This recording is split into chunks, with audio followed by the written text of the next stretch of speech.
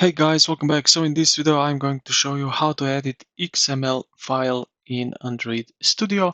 So this is XML file that what you see right here on the screen. Now, alright, how to access to this XML file is basically really simply, you just go here at the top left to the project, click on it, and then you will see here some files, and if you open them you will see bunch of XML files available. So let's say click on that one right here. Now what we can also do is basically right click on it, and then we will see here also split right, split down that we have opened to like that.